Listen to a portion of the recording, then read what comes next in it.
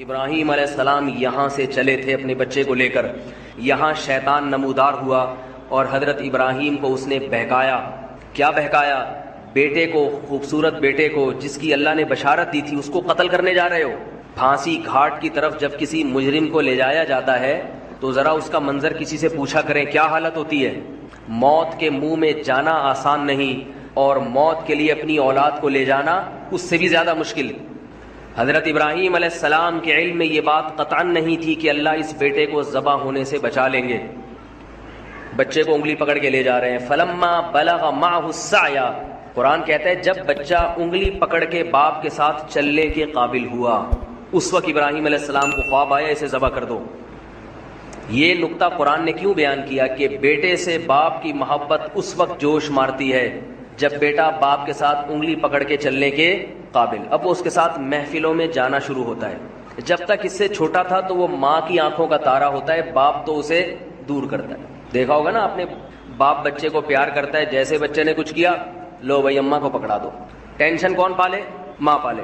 لیکن جب وہ کیا ہوتا ہے، بچہ انگلی پکڑ کے باپ کے ساتھ چلنے کے قابل ہوتا ہے، پھر باپ کی آنکھوں کا تارا بنتا ہے۔ اللہ فرماتے ہیں فلما بلغ معه السعی، جب وہ بچہ انگلی پکڑ کے باپ کے ساتھ چلنے کے قابل ہوا، محفلوں میں جانے کے قابل ہوا، تو اللہ تعالیٰ نے ابراہیم علیہ السلام کو 3 دفعہ خواب دکھایا، عرفہ کے دن اور بقرعید کے دن، اور اس سے ایک دن پہلے 8 ذی الحجہ کو 3 خواب آئے کہ اس بیٹے کو اللہ کے نام پہ ذبح کر دو۔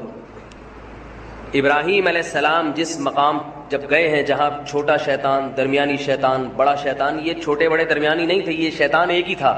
لوگ سمجھتے ہیں یہ ذرا کم کوالٹی والا شیطان ہے، یہ تھوڑا سا مہنگا والا ہے، یہ زیادہ بہکاتا ہوگا، یہ تھوڑا سا جاپان سے منگوایا ہوگا یہ والا شیطان، یہ زیادہ خطرناک ہے۔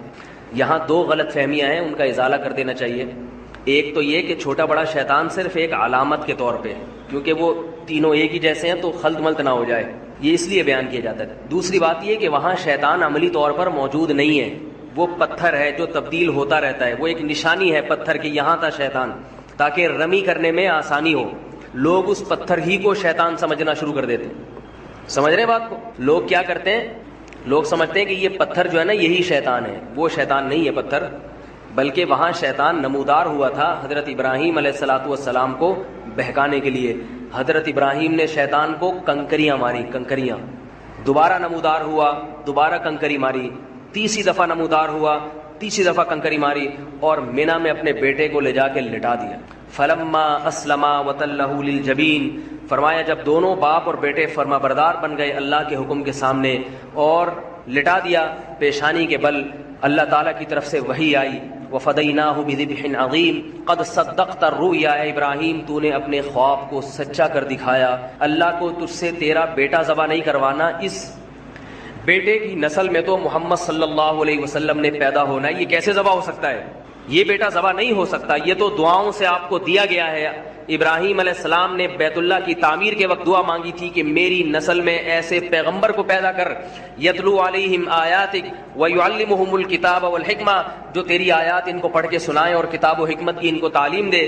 اس کی نسل میں اس پیغمبر نے آنا ہے، یہ بیٹا ذبح ہونے والا نہیں ہے۔ سب سے زیادہ برکت اسی بیٹے کی نسل میں ہوگی۔ اس سے پتہ چلتا ہے میرے بھائی، اللہ کے لیے جو قربانی دیتا ہے، جس چیز کی قربانی دے گا اللہ اس کی اسی چیز میں سب سے زیادہ برکت دیں گے۔ اگر اپنی اولاد کو دین کے لیے وقف کر دو، لوگ کہتے ہیں اگر بچے کو مولوی بنا دیا تو یہ تو کسی کام کا نہیں رہے گا، اپنے کسی بیٹے کو دین کے لیے وقف کر کے دیکھو، سب سے زیادہ برکت تمہاری اسی اولاد میں ہوگی، سب سے زیادہ برکت۔ رسول اللہ صلی اللہ علیہ وسلم نے فرمایا حج اور عمرہ کرو، اس لیے کہ حج اور عمرہ فقر و فاقہ کو ختم کرتا ہے۔ کیوں؟ حج عمرے پہ پیسہ بہت خرچ ہوتا ہے، تو اللہ نے حج اور عمرے ہی کو فقر و فاقہ ختم کرنے کا ذریعہ بنایا۔ نکاح پہ پیسہ بہت خرچ ہوتا ہے، بیوی بچے بہت خرچہ، اس لیے انسان کمارا رہتا ہے۔ اللہ اس کے رسول نے کیا فرمایا؟ نکاح کرو، اللہ تمہارا فقر و فاقہ ختم کر دے گا۔ ہر چیز میں یہودیوں کی طرح کیلکولیشن نہ کیا کرو۔ ہر بات میں آج کا مسلمان کیلکولیٹر لے کے بیٹھا رہتا ہے، اتنی تنخواہ ہے، اتنے بچے، ایک اور آ گیا تو ایسا ہو جائے گا، ایک حج کر لیا تو یوں ہو جائے گا، بس وہ کیلکولیشن میں لگا رہتا ہے۔ لاتو کی فیوکا علیک، رسول اللہ صلی اللہ علیہ وسلم نے حضرت عائشہ سے کیا فرمایا؟ گن گن کے اور روک روک کے خرچ نہ کرو، اللہ بھی تمہیں روک روک کے دینا شروع کر دے گا۔ اللہ بھی پھر یہ دیکھے گا کہ تیرا ایک پیٹ ہے، تجھے 2 روٹیوں کی ضرورت ہے، اتنا کافی ہے بس، باقی مال میں برکت ختم کر دیں گے اللہ تعالیٰ۔ اگر مال دیا بیماریوں میں اڑوا دیں گے. 10 لاکھ تنخواہ ہے اور 9 لاکھ اس میں سے بیماریوں پہ جا رہا ہے, بچوں کی فیسوں پہ جا رہا ہے. کیا فائدہ ایسی زندگی کا میرے بھائی؟ تو ابراہیم علیہ السلام نے اپنے بیٹے کی قربانی دی, اللہ نے اسی بیٹے کی نسل میں سب سے زیادہ برکت دی. تو ہم جو جانور ذبح کرتے ہیں, کیوں؟ کوئی ہم سے پوچھے کیوں, وجہ کیا ہے بھائی؟ کس نے حکم دیا؟ اللہ نے. ایک بات خوب سمجھو. دوسری بات دیکھو, آج میں نے دیکھا ہے جو وہ چیزیں ہمیں نظر آ رہی ہیں جو بچپن میں ہم جن کا تصور نہیں کرتے تھے, جو بہت غلط ہو رہا ہے کام. بقرعید کے جو ایام ہیں ان میں روزہ رکھنا کیوں حرام ہے؟ اس لیے کہ یہ گوشت اللہ کی طرف سے ضیافت ہے اپنے بندوں کے لیے. اس کا مطلب بقرعید میں ہمیں یہ گوشت کھانا چاہیے. یہ تکبر ہے گوشت سے اجتناب کرنا بقرعید کے ایام میں. میں حیران ہوتا ہوں, بقرعید کے دن دعوت کر رہے ہوتے ہیں لوگ, چکن کھلا رہے ہوتے ہیں, چکن بریانی پکائی ہوئی ہے. بھائی یہ تو بہت برا عمل ہے, مسلمانوں کا شعار ہے یہ قربانی کا گوشت. کس بیس پر آپ چکن پکا رہے ہو؟ کوئی پرہیز ہو کسی کو تو ایک الگ بات ہے, کہہ رہے جی مہمان زیادہ آ گئے تو چکن کھلا رہے ہیں ان کو.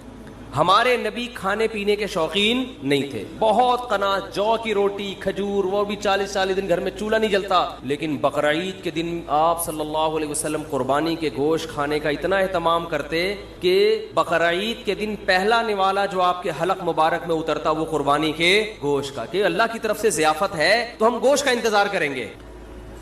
ہمارے ہاں لوگ گوشت کو گوشت کے طور پہ دیکھ رہے ہیں, اللہ کی ضیافت کے طور پہ نہیں دیکھ رہے, اس کو گوشت لے لیں گے. ایک صاحب ہیں ڈیفنس میں, انہوں نے قربانی کی, ساری قربانی صدقہ کر دیتے ہیں, اپنے گھر میں کرتے ہی نہیں قربانی. میں نے کہا کیوں؟ کہہ رہے یار ہم تو پورے سال گوشت کھاتے ہیں تو اس لیے میں گھر میں قربانی نہیں کرتا, سارا ادھر ادھر, بس گھر میں ہمارا دکان سے ہی آ رہا ہے.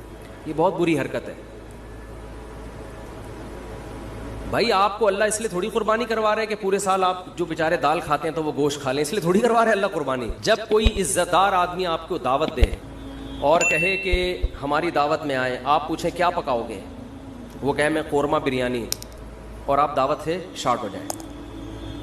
اگلے دن وہ فون کر کے پوچھ رہا ہے آپ میری دعوت میں کیوں نہیں؟ آپ کہتے ہیں یار ہم تو صبح شام پیزا برگر کھانے والے لوگ ہیں, بروس کھاتے ہیں, یہ قورمہ بریانی تو یہ ہمارے لیے کوئی اتنی ویلیو نہیں رکھتی, یہ تو ہم اپنے غریبوں کو کھلاتے ہیں. اس کو غصہ آئے گا کہ نہیں آئے گا؟ کیا ہو گیا بھائی؟ او بھائی ابھی اس کے قورمے کو نہیں دیکھا جائے گا, اس کی نسبت دوست کی طرف کی جائے گی کہ میرا بچپن کا دوست ہے, اس نے وہ بے شک دال چاول کھلائے. آپ جائیں گے نوالے بھر بھر کے شوق سے کھائیں گے, تعریفیں بھی کریں گے. آپ کی ماں نے بھنڈی پکائی ہو, ہے بھائی مسور کی بھنڈی تو بہت اعلیٰ غذا ہے. مسور کی دال جو اللہ دشمنوں کو بددعا, جب کیونکہ بہت خشک ہوتی ہے, مسور کی دال بہت خشک ہوتی ہے. مسور کی دال پکائی آپ کی والدہ نے, لیکن دال چاول مسور کی دال بہت اچھی ہوتی ہے. میں یہ وضاحتی بیان اس لیے کرنا پڑتا ہے کہ پھر لوگ دال چاول دعوت کرتے ہیں نا تو کچھ اور چیز لے آتے ہیں سامنے. تو آپ کی والدہ نے محبت سے مسور کی دال پکائی تو آپ محبت کے اظہار میں لقمے بھر بھر کے کھاؤ گے کہ نہیں کھاؤ گے؟ تو یہ تکبر ہے کہ ڈیفینس میں رہنے والا آدمی کہہ رہا ہے یار ہم تو پورے سال گوشت کھاتے ہیں, ہمیں کیا ضرورت ہے؟ او بھائی شوق سے کھاؤ, تواضع کے ساتھ کھاؤ, یار ہم تو اللہ کے رزق کے محتاج ہیں. اللہ تیرا فضل ہے کہ تو ہمیں کھلا رہا ہے. حقیقت ہے اللہ نہ کھلائے تو ہم تو بھوکے مر جائیں. تو اس میں شوق سے نبی صلی اللہ علیہ وسلم نے, روایت میں آتا ہے 100 اونٹ نہر کیے, 60 اپنے ہاتھوں سے, باقی حضرت علی سے. ہر گوشت ہر جانور میں سے تھوڑا سا آپ نے نوالا لیا ہے اس میں سے. تو اس لیے اس میں تکبر بھی ٹھیک نہیں ہے کہ ہمیں کیا ضرورت ہے, ساری قربانیاں ادھر کر دی, بھائی کچھ نہ کچھ گوشت رکھو. اور کنجوسی بھی ٹھیک نہیں ہے. بعض لوگ اللہ کی ضیافت کو جو قبول کرتے ہیں تو اگلے سال بقرعید تک وہ ضیافت ہی چلتی رہتی ہے ان کی. محرم کے حلیم کس سے پکڑے ہیں, ہے بھائی اتنی بھی کنجوسی ٹھیک نہیں. وہ ایک چٹکلا ہے نا اس پہ, ایک آدمی کو خواب آیا بقرعید کے 6 مہینے بعد خواب آیا کہ اس کا بکرا جنت میں ٹہل رہا ہے, ایک ٹانگ نہیں ہے, ایک ران نہیں ہے. اس نے پوچھا فرشتوں سے یہ کون ہے بھائی؟ اس نے کہا یہ تمہارا بکرا جو تم نے ذبح کیا تھا جنت میں. اس کا ٹانگ کہا, کہہ رہا ہے وہ ابھی تک فریزر میں پڑی ہوئی ہے, وہ ابھی تک تمہارے, وہ جب پہنچے گی تو لگا دیں گے یہاں پہ. سمجھ رہے ہیں؟ تو اتنی کنجوسی بھی ٹھیک نہیں ہے. کھاؤ بھی اور کھلاؤ, رج کے کھاؤ تو رج کے کھلاؤ, لیکن رج کے کھانے میں اتنا ضرور ہے کہ گوشت اسی کو سوٹ کرتا ہے جو اس کو یوٹیلائز بھی کرے. تھوڑا سا ورزش ہو, محنت ہو تو پھر تو گوشت کھائے انسان. زیادہ محنت کا کام نہیں ہے تو پھر اللہ کی ضیافت اتنی قبول کریں جتنی افورڈ کر سکتے ہیں. میرے بیان سن سن کے چربیاں کھا کھا کے پتہ چلا آغا خان میں پڑے ہوئے ہیں, لیکن کھائیں ضرور. اور ایک اہم بات یہ بھی کہ جو غریب آدمی ہے جسے پورا سال گوشت کھانے کو نہیں ملتا, وہ اگر قربانی کرتا ہے تو فقہا کہتے ہیں اس کے لیے اسٹور کرنا یہ صدقہ کرنے سے زیادہ بہتر ہے. سمجھتے ہو ایسے غریب بھی ہیں جو بیچارے پورے سال گوشت نہیں ملتا, ان کے بچے ہیں, فیملی ہے, تو اس کے لیے اسٹور کرنا یہ صدقہ کرنے سے زیادہ بہتر ہے, کیونکہ اپنے بچوں کا حق دوسرے کے بچوں سے پہلے. تو بعض غریب بھی سخاوت دکھاتے ہیں, ان کے بچے بلک رہے ہوتے ہیں, ابا اتنے عرصے کے بعد بکرا دیکھنے کو ملا ہے, اتنا گوشت دیکھنے کو ملا ہے, امیدیں تھی کباب کوفتے بنا بنا کے پھوڑتے, ابا نے سخاوت میں آ کر سارا خالو کو دے دیا, ماموں کو دے دیا.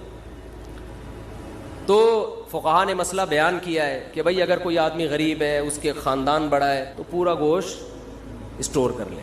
بچوں کا حق پہلے, بچوں کو پہلے فوکس کر, بیوی بچوں کو اپنے. سمجھتے ہو کہ نہیں سمجھتے تو وہ پھر اس پہ آپ طنز نہ کریں کہ 6 مہینے بعد حلیم کیوں پکڑا ہے, بھائی اس کا مسئلہ ہے, وہ اللہ نے اس کو, تو بچوں کو پہلے کھلائے باقی بعد میں. تو یہ جو قربانی کے 3 حصے کیے جاتے ہیں یہ فرض واجب نہیں ہے, یہ مالدار کے لیے ایک مستحب حکم ہے کہ آپ مالدار ہیں تو آپ تو پورے سال کھاتے رہتے ہیں, ایک حصہ آپ کھا لیں, آپ اللہ کی طرف سے ضیافت ہے, ایک حصہ رشتہ داروں میں بانٹ دیں. اگر رشتہ دار مالدار ہیں تو پھر ان کو بھی بانٹنے کی ضرورت نہیں ہے, 1/3 آپ کیا کر دیں غریبوں کے لیے. قرآن کہہ رہے ہیں فَكُلُوا مِنْهَا وَأَطْعِمُوا الْقَانِعَ وَالْمُعْتَرَّ, قناعت والے کو بھی اور جو دیکھنے سے مسکین لگ رہا ہو, یعنی اتنا مسکین ہو کہ اس کی غربت کے آثار اس کے چہرے پہ ظاہر ہو جائیں, صحت سے پتہ چل رہا ہے کہ بیچارے کو گوشت کھانے کو نہیں ملا, تو غریبوں کو بھی کھلاؤ, خود بھی کھاؤ. تو جو غریب ہے وہ سارا کھا لے, جو مالدار ہے وہ 1/3 صدقہ کر دے. اور بھی کچھ مسائل ہیں جو انشاءاللہ جمعے کے بیان کے بعد میں قربانی کے حوالے سے بتاؤں گا. بہت اہم مسائل ہیں جن کی لوگ رعایت نہیں کرتے. آج مائک کا سیٹ اپ صحیح نہیں ہے تھوڑا سا, تو مجھے چیخنا زیادہ پڑ رہا ہے. تو نماز کے بعد انشاءاللہ ہمارے عید الاضحیٰ کی نماز 6:30 پر ہوگی, اور ہمارے یہاں 6:30 کا مطلب 6:30 ہی ہوتا ہے, سمجھتے ہو, اس سے پہلے بیان نہیں ہوتا تاکہ نماز ایک دم ٹائم پہ کھڑی ہو جائے. تو کچھ مسائل جو آپ نے پوچھنے وہ بھی پوچھ لیے گا نماز کے بعد انشاءاللہ. اللہ تعالیٰ عمل کی توفیق عطا فرمائے. قربانی سے متعلق کچھ یہ کیا پوچھا کسی نے, جلدی بتائیں. کچھ موٹے موٹے مسائل بتا دوں جو بہت زیادہ پوچھے جاتے ہیں. دیکھیں, قربانی کے جانور میں 7 آدمی اگر شریک ہیں تو 7 کے پیسے برابر ہونا ضروری نہیں ہے. بعض دفعہ گھر کا کوئی فرد بچھڑا لے کر آتا ہے, چھوٹے بھائی کا حصہ بھی ڈال دیا, درمیانے والے کا بھی ڈال دیا, ایک ہمشیرہ کا حصہ ڈال دیا اس میں, کسی نے پورے پیسے دیے, کسی نے آدھے دیے, کسی نے, کوئی بیٹھ کے پیڑے کھانے والے بھی گھر میں ہوتے ہیں, وہ فری پھوکڑ میں حصہ اس کے نام ہو گیا. تو سب جائز ہے. یہ ضروری ہے کہ جس کا حصہ ہے اس سے ایک دفعہ پرمیشن لے لیں, کیونکہ قربانی عبادت ہے, عبادت میں نیت ضروری ہے. جب اس کو اطلاع ہی نہیں ہے تو اس کی طرف سے حصہ پھر ہوگا نہیں. اطلاع دیں گے, بتا دیں گے تو بس یہ اس کا مطلب وہ راضی ہے. اس پہ منع کرنا ہوتا تو منہ سے کہہ دیتا کہ نہیں میرا حصہ نہ ڈالو. تو اتنا کافی ہے, سب کی طرف سے برابر پیسے شامل ہونا ضروری نہیں ہے. اور جو 7 حصے آپ ڈالیں گے سارے عاقل بالغ ہونے چاہیے, ٹھیک ہے. مرحومین کی طرف سے بھی قربانی جائز ہے. مرحومین کی طرف سے جو قربانی ہوتی ہے وہ ہوتی آپ کی طرف سے ہی ہے, لیکن اس کا ثواب مرحوم کو ملتا ہے, وہ ہوتی آپ ہی کی طرف سے ہے. اس لیے آپ اس گوشت کے مالک ہیں, کھائیں, صدقہ کریں, آپ کی مرضی ہے. کیونکہ مرحوم وہ کسی عمل کا مکلف نہیں ہے, اس کا تو بیچارے عمل کا دروازہ بند ہوا تبھی تو مرحوم ہوا نا وہ. اگر وہ ابھی قربانی کر سکتا ہوتا تو مرحوم کیوں ہوتا پھر وہ. اور ہم بھی تھوڑے دنوں میں ہم سب نے مرحوم ہونا ہے کچھ وقت کے بعد جا کے. تو جو مرحوم کی طرف سے قربانی ہوتی ہے وہ ہوتی آپ ہی کی طرف سے, ثواب کس کو ملتا ہے, مرحوم کو. تو یہ بھی جائز ہے. نبی کی طرف سے بھی جائز ہے, زندوں کی طرف سے بھی جائز ہے, مردوں کی طرف سے بھی جائز ہے. نبی صلی اللہ علیہ وسلم نے کیا, ایک اپنی طرف سے, ایک پوری امت کی طرف سے, 2 مینڈھے ذبح کیا آپ نے. تو یہ اصال ثواب کا ثبوت بھی یہیں سے ملتا ہے. تو اس لیے جائز ہے قربانی, جس کی طرف سے چاہیں کریں, جتنی چاہیں کریں, اپنی حیثیت کو, اپنی اوقات کو دیکھتے ہوئے, اپنی چادر کو دیکھتے ہوئے. اتنا نہ کریں کہ کل لوگوں سے بھیک مانگنی پڑے. دوسری بات, قرضہ لے کے قربانی کرنا بھی جائز ہے. سمجھتے ہیں, قرضہ لے کے بھی قربانی کی جا سکتی ہے, بشرطے کہ قرضہ اتارنے کی طاقت ہو. ایسا نہ ہو وسیم بھائی سے پیسے لے کے ان کو چوڑے میں ڈال دیا, وہ بیچارہ مصیبت میں آ گیا, اب اس کے ادا کرنے کے پیسے ہیں نہیں, وہ آپ کے گھر کے باہر گھنٹی کے ہاتھ رکھ کے کھڑا رہتا ہے اور آپ نے اس کو ٹینشن میں دے دیا. تو وہ ایسی ٹینشن کسی کو دینا جائز نہیں ہے. بعض دفعہ یہ ہوتا ہے کہ آپ کے پاس ابھی نہیں ہے پیسے, کل آ جائیں گے, پرسوں آ جائیں گے, آپ کسی سے ادھار پکڑ لیتے ہیں, یار میرے پرسوں پیسے آ جائیں گے, یا 1 ہفتے بعد مجھے مل جائیں گے, یا مہینے بعد مجھے تنخواہ ملے گی, میں تمہیں دے دوں گا, اور یقین بھی ہو دینے کا. تو بعض دفعہ آدمی کر لیتا ہے, کیونکہ قربانی کا موقع تو 3 دن کے بعد نکل گئی نا. قربانی 3 دن کے بعد تو نہیں ہوتی قربانی. تو یہ مسئلہ ہے. تو ایک اہم مسئلہ تو یہ ہو گیا, قرضہ لے کے بھی کر سکتے ہیں, اور کسی کا حصہ, کسی کے پیسے کم ہوں, کسی کے زیادہ ہوں, یہ بھی کر سکتے ہیں. ایک اہم مسئلہ یہ بھی ہے قربانی میں کہ گائے کے جب 7 حصے ہوں گے تقسیم کے وقت تو 7 حصوں کو تول کے تقسیم کرنا ضروری ہے، کیونکہ سود گوشت جو ہے یہ سودی اموال میں سے ہے. جب بھی ڈیوائیڈ کا عمل ہوتا ہے تو اصل میں یہ خرید و فروخت کا عمل ہوتا ہے. آپ اپنا حصہ اس کو بیچ رہے ہیں، اس کا حصہ اس سے خرید رہے ہیں. یہ دھونا پڑے گا. تو آپ اپنا حصہ کسی کو بیچتے ہیں، اس کا حصہ اس سے خریدتے ہیں. تو یہ تقسیم کا عمل جو ہے نا اصل میں یہ خرید و فروخت کا عمل ہوتا ہے. گوشت کو گوشت کے بدلے میں خریدا اور بیچا جا رہا ہے تو شریعت میں جب بھی گوشت کو گوشت کے بدلے میں بیچا جائے گا تو برابر سرابر ضروری ہے. جیسے کھجور آپ نے بیچی اور اس کے بدلے میں دوسری کھجور لی تو 1 کلو کھجور کے بدلے میں 1 کلو کھجور لے سکتے ہیں. ایک دانہ بھی اوپر چلا گیا تو حدیث میں آتا ہے یہ خالص سود ہے، عین الربا. اس کو کیا کہا گیا ہے؟ خالص سود. کھجور تو ایک مثال ہے، ہر تول کے بکنے والی چیز حدیث سے پتہ چلتا ہے. کھجور چونکہ تول کے بکتی ہے نا، اس زمانے میں کیل کے ذریعے بکتی تھی، آج تول کے بکتی ہے.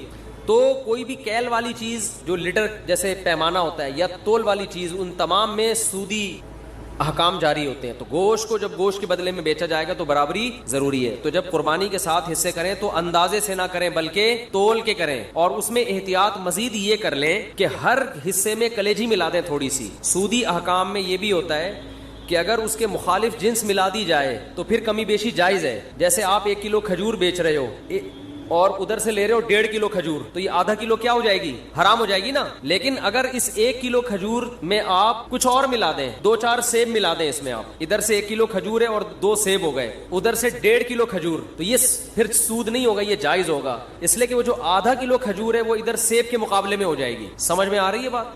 تو یہ بالکل جائز ہیلا ہے. تو قربانی کے گوشت میں اگر آپ نے تقسیم کی ٹینشن سے بچنا ہے تو 7 حصے کر کے ہر گوشت میں تھوڑی سی کلیجی ملا دیں.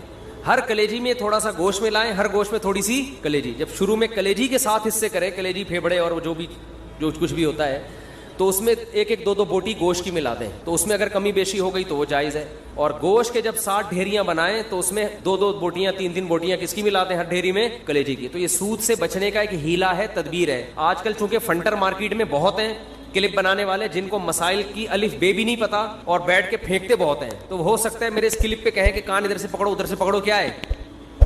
برابر ہے. تو یہ سود میں ڈالنے کے لیے انہوں نے ہیلا نکالا ہوا ہے. تو جو کوئی ایسا کلپ بنائے گا اس کی باتوں میں نہ آئے. ہیلوں کی 2 قسمیں، ایک ہیلا ہوتا ہے حلال حرام کو، ایک ہیلا ہوتا ہے حرام میں مبتلا ہونے کا ذریعہ، اور ایک ہوتا ہے حرام سے بچنے کا ہیلا. تو جو ہیلا حرام سے بچا لے آپ کو وہ جائز کیا؟ وہ مستحب ہے. تو یہ سود سے بچانے کا ہیلا ہے، سود میں ڈالنے کا ہیلا نہیں ہے. سمجھتے ہو بات کو؟ تو جب بھی گائے کے گوشت کے 7 حصے آپ کریں گے ہر حصے میں تھوڑی تھوڑی کلیجی ملا دیں. پھر اگر کمی بیشی ہو بھی گئی تو بلکہ تول کے بھی تقسیم کر رہے ہیں تو بھی کلیجی ملائیں، کیونکہ تول میں اتنی ایکوریسی ہوتی نہیں ہے. سمجھتے ہو بات کو کہ نہیں سمجھتے ہو؟ بعض لوگ یہ کہتے ہیں ہم تو گوشت تقسیم ہی نہیں کرتے. بھائی وہ بڑا بھائی نے بولا یار بس میرا حصہ بھی تھوڑا سا مجھے دے دو، باقی سارا خود رکھ لو. تو جب بھی کسی کا حصہ نکلے گا نا تو ڈیوائیڈ ہوگا، وہ 7واں حصہ پورے 7 حصے آپ کو کرنے پڑیں گے. ہاں ایک صورت میں معافی ہے کہ ایک گائے پورے گھر میں استعمال ہو رہی ہے، سمجھتے ہو؟ اس کو ڈیوائیڈ کر ہی نہیں رہے آپ. بعض دفعہ گھر کے 7 افراد ہوتے ہیں،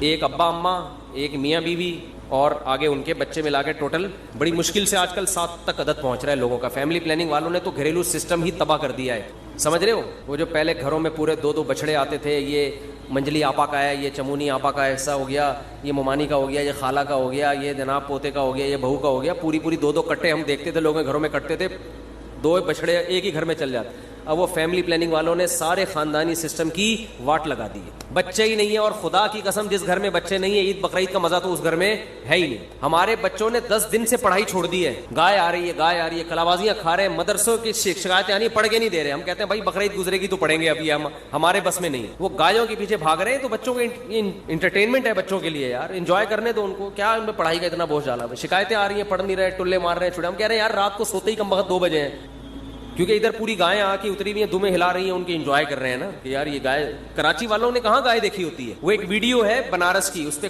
بیل کے پیچھے پبلک بھاگ رہی ہے. اس پہ نیچے کے پی کے والوں نے، پنجاب والوں نے کمنٹس کیے ہوئے کہ کراچی والوں نے کبھی گائے دیکھی نہیں ہے. واقعی نہیں دیکھی بھائی. گائے تو کھیتوں میں ہوتی ہیں یار، بکریاں شہروں میں تھوڑی ہوتی ہیں. تو ہمیں تو یہی تو سیزن ہے ہمارا گائے بچڑے دیکھنے کا، اور ایسا بچڑا مارکیٹ میں آ رہا ہے، طبیعت خوش ہو جاتی ہے دیکھ کے. دیکھو ہر گلی میں رونق ہے نا، ہر گھر کے آگے بچڑے بندھے ہوئے ہیں، اتنے اونچے اونچے لمبے لمبے خوبصورت. دیکھ کے طبیعت یہ رونق ہے اللہ کی طرف سے. یہی تو بقرعید کا مزہ ہے, یہی تو تہوار ہے. دیکھو اسلام کے علاوہ جتنے تہوار ہیں نا آرٹیفیشل ہے, مصنوعی خوشی ہے, اوریجنل نہیں ہے. ہندو جو ہولی مناتا ہے کس بات کی ہولی ہے, کیا ہے, کہہ رہے پتہ نہیں کس بات کی خوشی ہے, مجھے خود بھی ابھی تک پتا نہیں ہے, بس خوشی مناؤ, انجوائے کرنے کی کوشش کرو. عیسائی کرسمس مناتے ہیں 25 دسمبر کو, کس بات کی خوشی, عیسیٰ علیہ السلام پیدا ہوئے تھے, تو آج تھوڑی پیدا ہوئے ہیں, وہ تو پیدا ہوئے ہوئے ان کو 2100 سال گزر چکے ہیں بھائی. یہ جو سالگرہ کی خوشی ہے مصنوعی خوشی ہے, پیدا تو اس وقت ہوا تھا نا جب بچہ پیدا ہوا تھا, اس وقت انسان خوش ہوتا ہے. اب 1 سال کے بعد کیا کروں میں, ہو گیا تو آج کا دن پیدا ہوا, تو آج کا دن یہ 2021 ہے آج, اور پیدا ہوا تھا 1990 میں پیدا ہوا تھا یہ, تو یہ خوشی ہوتی نہیں ہے, خام خواہ کی منائی جاتی ہے. اور شادی پہ بھی لوگ 1 سال کے بعد کیک کاٹ رہے ہوتے ہیں, حالانکہ مجھے پتا ہے اس دن تو ان کو افسوس ہوتا ہے. ایک سردار جی بیٹھے ہوئے فلم دیکھ رہے ہیں اور رو رہے ہیں, روئے جا رہے ہیں. کسی نے کہا کوئی رونے کا سین ہوگا, سردار جی سے پوچھا کون سی فلم دیکھ رہے ہو, کہہ رہے اپنی شادی کی ویڈیو دیکھ رہا ہوں بھائی میں.